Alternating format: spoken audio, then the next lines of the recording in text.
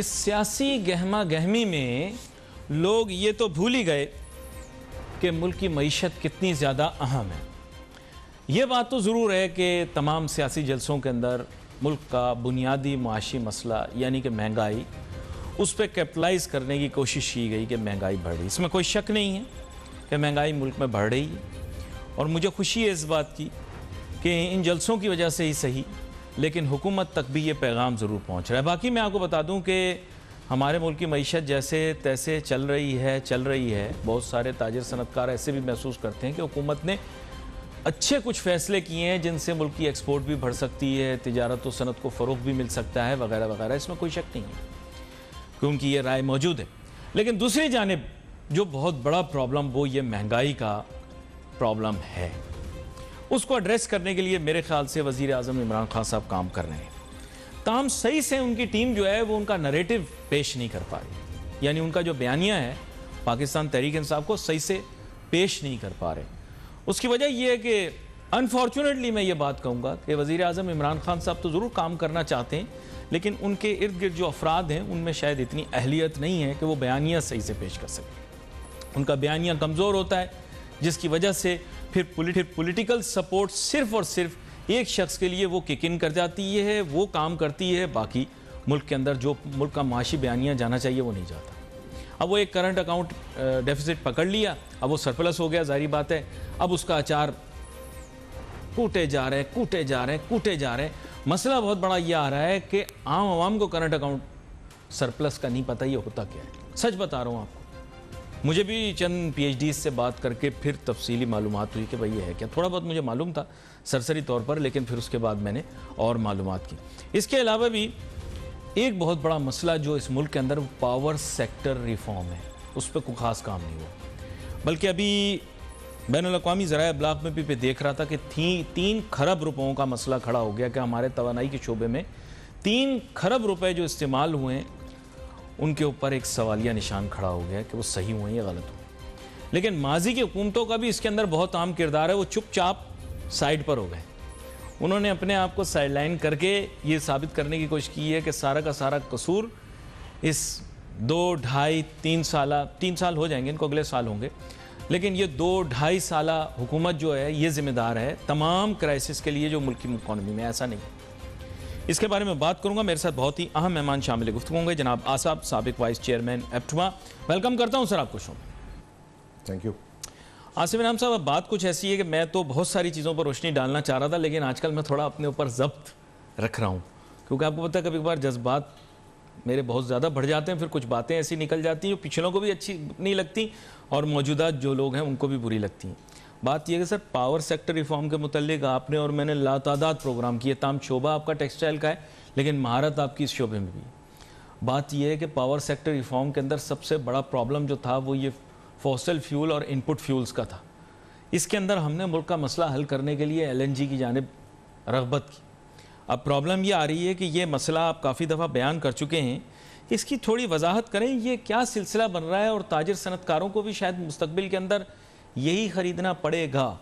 आपकी cost of doing business होगी, आम आदमी की ज़िंदगी मुतासिर होगी या कि नहीं, इसके पीछे क्या क्या अवामिल हैं? जी बिस्मिल्लाहिर्रहमानिर्रहीम। ये हम लोग मौतद बाद इसको डिस्कस कर चुके हैं और जिस वक्त ये मायदा हो रहा था उस वक्त सारी दुनिया को पता था कि जो गैस की सप्लाई है वो तकरीबन डबल से ट्रिपल होने वाली है। यानी जो अगर 1 कतर था तो 3 कतर पैदा होने वाले थे जो पाइपलाइन में थे। तो उसकी वजह से उसको किसी पुराने बेस लाइन से कहना कि हमने सस्ता किया है, कॉन्ट्रैक्ट सस्ता है या महंगा है, वो उसकी परफॉर्मेंस पे देखा जाता है। आज तकरीबन 60 महीने हो चुके हैं उस परफॉर्मेंस को, तो उसमें से 4 महीने ऐसे हैं कि जो पाकिस्तान के फेवर में गया है और बाकी तमाम महीनों में पाकिस्तान को कॉन्ट्रैक्ट से स्पॉट के मुकाबले में लॉस हुआ है।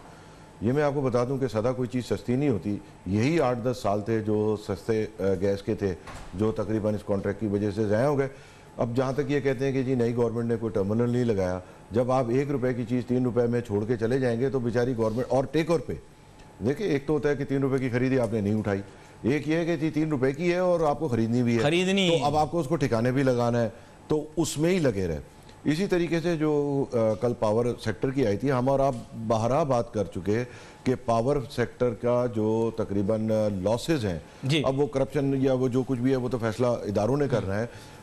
इनकॉम्पिटेंस या करप्शन जो है वो 2000 बिलियन तो हमारा आप बात करते रहे, जी। तो वो जब कंपाउंड हो गई तो वो 3000 हो गई है। जी। और इसमें अभी मजीद प्रोजेक्ट जब आगे आएंगे तो ये मजीद बढ़ेगी जी। तो 2 से 2,500 अरब तो खाली फिक्स चार्ज आ जाएगा। जो चीज़ बांग्लादेश ने 4.5 सेंट में लगाई वो हमने 8.5 सेंट में सारा कोयला कर दिया, which will be our base load. बल्कि खुद पाकिस्तान में जो जामशोरो लगा है जो वर्ल्ड बैंक में वो 4.5 में लगा है और उन्होंने कहा जी हम 4.25 में लगा देंगे अगर आप इसका साइज डबल कर लें। वही सेम प्रोजेक्ट जो है वो 8.5 और 9.5 सेंट में लगा है और 10,000 मेगावाट लगा है। इसी तरीके से विंड आप देखें 18 सेंट की लगी है। नई गवर्नमेंट को मैं हैरान हूँ कि कैपिटलाइज नहीं कर सके कि जो चीज़ उन्होंने 18 सेंट की खरीदी है वो इन्होंने 4.5 सेंट में खरीदी है। तो अगर ये नालायकी है तो इस पाकिस्तान को ज़रूरत ही नालायकों की है। नहीं वो they can't capitalize on it. Look at the difference कि एक चीज पे मुल्क का फ्यूचर है, एक चीज में मुल्क की तबाही है। नहीं, असल में मैं आपको इसकी कॉम्प्लिकेशन बताता हूँ। असल में प्रॉब्लम ये है कि ये सॉवरन प्लेयर्स के दरमियान डील हुई है। प्रॉब्लम कुछ ऐसी है कि मशरिक वस्ता के नहीं भाई 4 मेगावाट जो है यानी हाइडल पावर है। मैं देख के हैरान रह गया, एक 5 मेगावाट का हाइडल पावर 13 सेंट में तोंसा बैराज पे लगा है, उसकी नहर पे चरखी लगा दी और 13 सेंट मतलब अब छोड़ दें वो तो नहीं इसमें दो वेरिएशन है सर।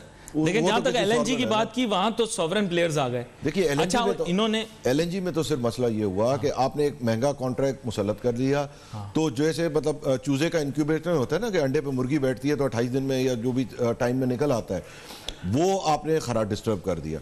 अब तो यह है कि ये सारा जो भी है ओखा सोखा यूटिलाइज हो गया। गवर्नमेंट ने उसमें $2 भी डाला, इंजेक्ट हुआ।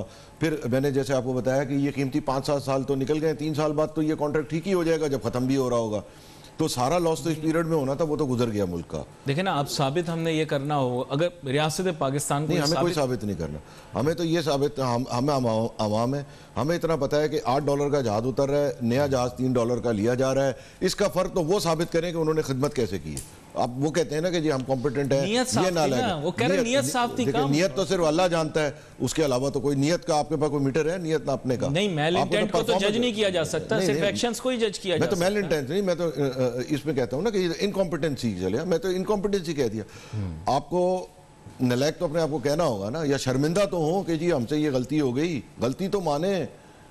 हाँ ये बात नहीं, वो गलती नहीं मान रहे, वो तो उल्टा कहते हैं कि हमने बिल्कुल सही किया।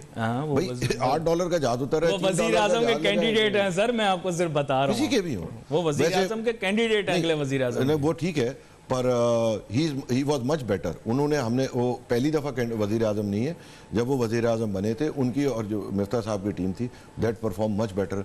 आप देखें कि उन्होंने तकरीबन जो कौमी नौयत के मसाइल थे उनको खासी हद तक एड्रेस भी किया था। आई डोंट वांट, और कतर की डील में उनका कितना हाथ है या नहीं, आई रिजर्व, मतलब बहुत सारी चीज़ें ऊपर से भी होती। बस मतलब ये आपने बहुत गहरी बात कर दी, बहुत गहरी बात कर दी। मतलब मेरा कोई जाती वो नहीं है, मतलब ही इज मतलब he is quite capable man. खामखा उसमें हाँ नहीं, मैं मुझे पता नहीं क्यों बचपन का वो वाक़या याद आ गया कि वो हम लोग क्रिकेट खेल रहे थे सब बच्चे, तो वो इत्तेफाक की बात ये थी कि बॉलर ने बॉल कराई, विकेट कीपर के हाथ से छूट गई, पड़ोसियों की गाड़ी का शीशा टूट गया, सारे बच्चे भाग गए, अकेला बैट्समैन अपनी जगह पर खड़ा रहा।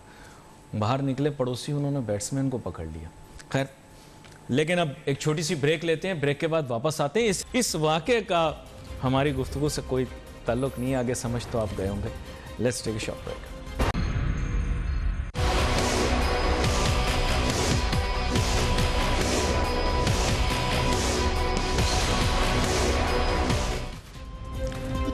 चलिए फिर एक मुख्तसर लुकमा यहाँ पर और भी दे देता हूँ।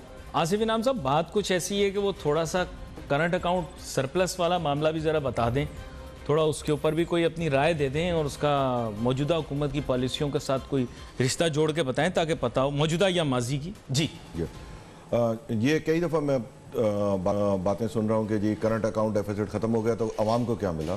तो पहली बात है कि लोगों को पता होना चाहिए कि जो कुछ उन पर मुसीबतें आई हैं वो पिछले करंट डेफिसिट की वजह से आई हैं। डेफिसिट का मतलब ये होता है कि मुल्क जो है वो डॉलर जो है वो डिप्लीट कर रहा है या उतने डॉलर नहीं कमा रहा, तो वो डॉलर कर्जा लेता है। जब कर्जा एक हद तक ही लिया जा सकता है, किसी शख्स को ज़िंदगी भर ये नहीं हुआ कि इंसान पैदा हुआ और कर्जा लेते हुए कब्र तक चला गया और कर्जा रह गया। तो उसका तरीका सिर्फ यही होता है कि वो कर्जे पे चल रहा होता है, और जब कर्जा ड्यू होता है तो मुसीबतें भी ड्यू हो जाती हैं। 2-3 साल तो चल सकता है। और सबसे बड़ा जो किसी मुल्क का बैरोमीटर होता है तरक्की का, वो देखने का होता है उसका एक्सपोर्ट और करंट अकाउंट डेफिसिट। जिस तरीके से, क्योंकि सबसे मुश्किल काम एक्सपोर्ट है। अगर एक्सपोर्ट इतना आसान काम होता तो मतलब अगर लास्ट गवर्नमेंट देखें तो उन्होंने $100 बिलियन का कहा था हम एक्सपोर्ट करके जाएंगे 2013 के मैनिफेस्टो में, और क्या छोड़ के गए? 25 का 20। ठीक है ना, मिजरेबल परफॉर्मेंस। राइट। जबकि इसके बरक्स मौजूदा गवर्नमेंट ने 20 से तकरीबन 25 कर दिया, और उम्मीद है कि शायद इस ईयर या अगले ईयर ये 28 से भी क्रॉस कर जाए। तो exports are the main reason.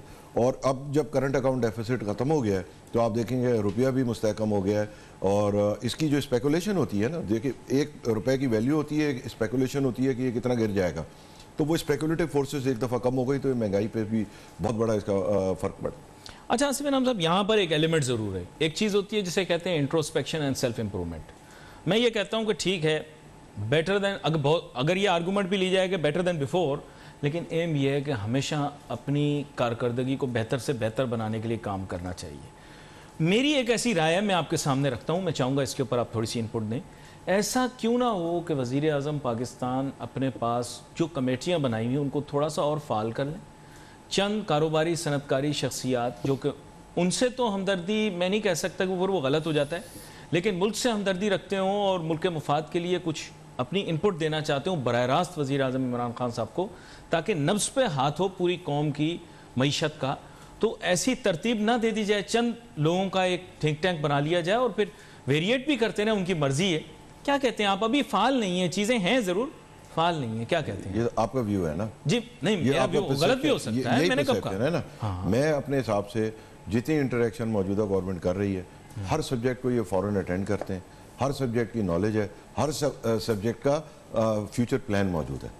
देखिए इस जस्ट लाइक कि अगर एक चीज़ जो है वो बहुत ज़्यादा कही जा रही है गलत है गलत है गलत है, तो हर आदमी समझने लगता है। आम आदमी को तो नहीं पता ना। आपको मैं बताऊं कि देखिए सीमेंट की आपकी पैदावार कितनी बड़ी, गाड़ियों की ये पोजीशन है, कौन सी गाड़ी है जिसपे ब्लैक नहीं हो रही? क्यों हो रही है? इसलिए हो रही है कि उसकी प्रोडक्शन जो है वो डिमांड से कम है, और सारों ने जो है वो अपनी डबल शिफ्ट करने का किया है। हम मतलब बेरोजगारी की बात कर रहे हैं, गाड़ियां बिक रही हैं, तो उसका मतलब है कि कोई वेल्थ क्रिएशन कहीं तो हो रही है ना। इस तरीके से इसका एक हर एवरी लूजर के आगे एक विनर होता है। यानी आप कह रहे हैं एम्प्लॉयमेंट नंबर्स आगे जाके इंप्रूव होंगे, बहुत ऑलरेडी हो रहे हैं। आपको वर्ल्ड वाइड देखना होगा कि जिनकी इकोनॉमी 24% श्रिंक हुई है, आप देखें, अब आपके यहाँ बहुत सारा एलिमेंट ऐसा काम करेगा कि वो मुल्क जो देख रहे हों कि उनकी इकोनॉमी 24% श्रिंक हुई है और आपकी इकोनॉमी जो है वो 0 या पे रह गई, तो 24% का डिफरेंस है वो और वो आपसे दुश्मन मुल्क हों, तो उनके अंदर कितनी आग लगेगी कि अब कुछ नहीं है ना, तो जैसे वो होता है कि जी मैं दूसरे का मुंह खराब कर दूं, अपना तो मैं ठीक नहीं कर सकता।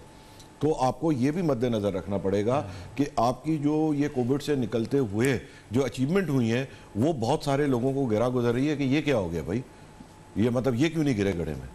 तो इस फैक्टर को भी आप रखें। दूसरी जो इस वक्त मैं बात कर रहा था कि एक्सपोर्ट जब बढ़ रही हो तो उसका मतलब इकोनॉमी खासी हद तक ठीक होती है जी।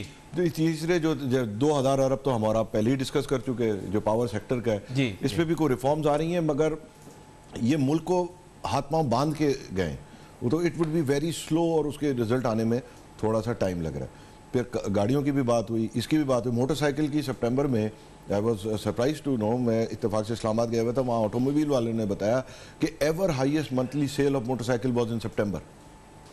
सो यू थिंक कि ये जो ग्लूम या ग्लूमी क्लाउड्स हैं ये छटने वाले हैं, अच्छी चीज़ है। देखिए we should present both perspectives. मैं हमेशा से यही बात करता हूँ कि ज़्यादातर ताजिर सनतकार आते हैं वो बड़ा ग्लूमी पिक्चर पेश करते हैं कि जनाब मईशत बिल्कुल ख़त्म हो गई, तबाह हो गई और कहीं प्रॉस्पेरिटी नहीं है।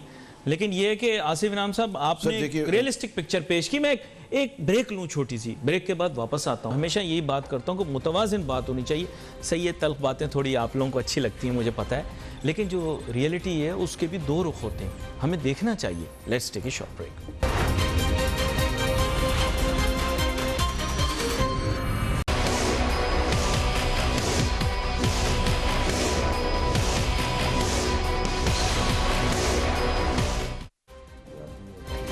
नाज़रीन वेलकम बैक आफ्टर ब्रेक। गुफ्तगू हमारी जारी थी। ब्रेक पे जाने से पहले चलो ये करंट अकाउंट डेफिसिट वाला मामला भी क्लियर हो गया। करंट अकाउंट सरप्लस हो गया। अभी तो वैसे सरप्लस हो जाना पाकिस्तान के अंदर बहुत बड़ी बात है। चलो ये एक अचीवमेंट है, फेदर इन देयर कैप। उसको एक्सप्लेन किया आसिफ इनाम साहब ने। आसिफ इनाम साहब, असल में बात ब्रेक पे जाने से पहले आपसे यही कर रहा था, लोग अट्रैक्ट ज़्यादा होते हैं मनफी बात से ना, तो इसलिए एक ओवरऑल कलेक्टिव एक चीज़ आ जाती है कि बंदा मनफी बोले तो वो लोगों में थोड़ी सी मकबूलियत, फ्रस्ट्रेशन भी फिर थोड़ी सी बढ़ जाती है। ये बात आपने की, इसकी तशहीर क्यों सही से नहीं कर रहे? अगर तशहीर करे हुकूमत इस बात की सही से, जितनी चीज़ें आपने बताई, तो अवाम के साथ रिश्ता कहीं ना कहीं तो जुड़ जाएगा ना। लेकिन अगर खालिसतन उसको इस तरह से पेश किया जाए, अभी आपने 5 मिनट लिए, आपका तो इनसे कोई वाबस्तगी ताल्लुक नहीं है, न्यूट्रल आदमी होते हुए आपने, इनके पास कोई ऐसा बंदा नहीं है जो थोड़ा सा हमें भी समझा दे, अवाम को भी समझाए कि भाई इसका फ़ायदा लॉन्ग टर्म में क्या होगा? क्या कहते हैं आप? देखिए, बात दरअसल है कि जब आपने नेगेटिविज्म प्रोजेक्ट करना होता है ना, अगर ये आज ज़्यादा तशहीर करें कि जी 4.5 सेंट है, तो ये होगा कि जी 18 सेंट वालों को आपने लटकाया क्यों नहीं। अब आप मतलब नेगेटिविटी 1 मिनट में निकाल लें कि जी अब आप पावर में आप 18 सेंट वालों को लटकाएं।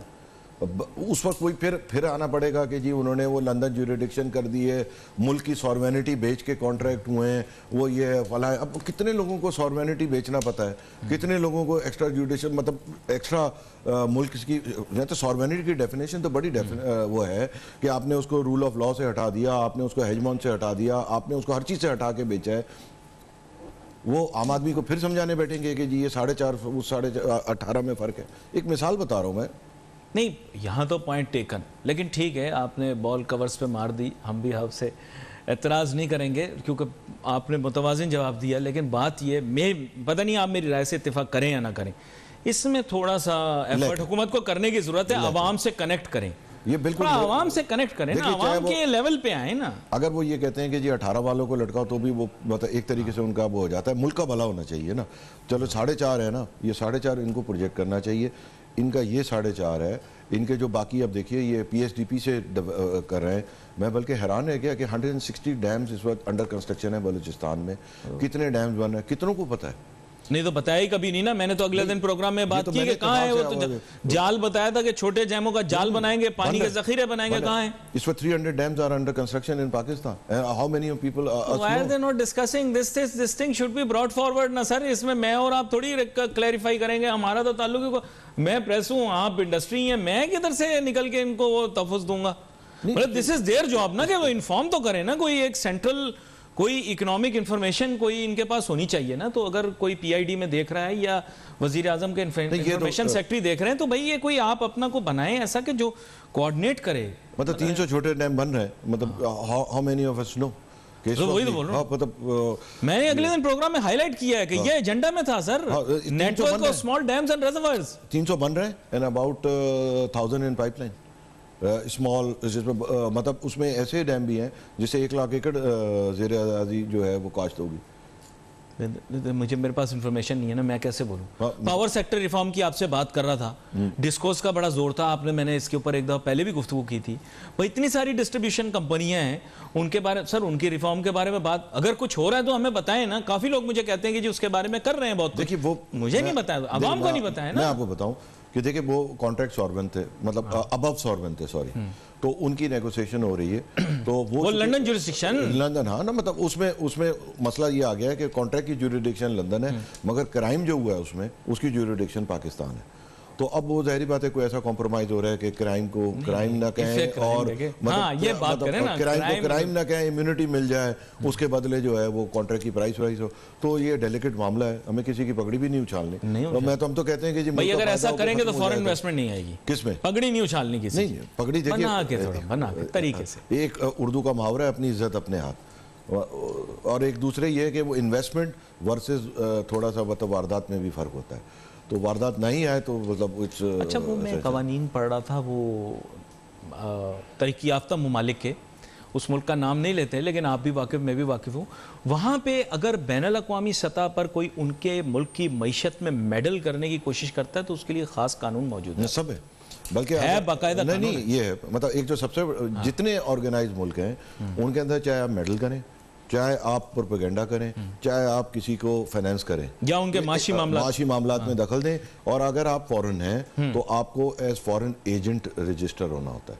यानी अगर कोई एनजीओ काम कर रही है तो उसको फॉरेन एजेंट के तौर पे रजिस्टर होना होता है और उनको पूरे साल के हिसाबात बमाएं अपने मोटिव जमाएं किससे मुलाकात की, क्या ऑब्जेक्ट था, क्या मिनट्स थे, सब करके रखना। एक छोटी सी ब्रेक पर चलते हैं। मेरा ताल्लुक असल में इल्म से, अगले दिन मैं किताब में पढ़ा था, उसमें लिखा हुआ था ये कि बैनुल-अक़वामी तौर पर बेज़ाब्तियों और बदउनवानियों बिलखुसूस बैनुल-अक़वामी सतह पर अगर कुछ हो रहा हो तो उसके लिए तहफ़्फ़ुज़ मौजूद होता है अपने ही आईन और कानून के। Let's take a short break.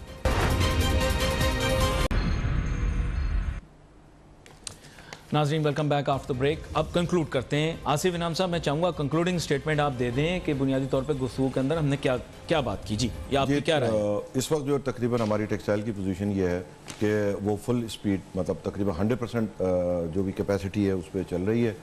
Government proactive है, तकरीबन हमारे तमाम मसाइल जो भी होते हैं उनको हल करने की कोशिश करती है और ख़ासा इसमें वो टेक्निकली भी साउंड है, ख़ास तौर पे स्पेशली जो रज़ाक दाऊद साहब है, ये तमाम मसलों को एड्रेस करते हैं। And for the first time हमारे कोई मसले इस पर पेंडिंग नहीं है। And now we are moving forward कि जी जो कॉटन की फसल तबाह हुई है, जिसमें मेरे हिसाब से सीड और वो जो 18वीं तरमीम में राइट चेंज हुए, उसमें उसका बहुत बड़ा हाथ है। जो जितने यानी पहले जो आप फहरिस्त लाते थे आउटस्टैंडिंग इश्यूज की, वो ये ऑलमोस्ट जीरो।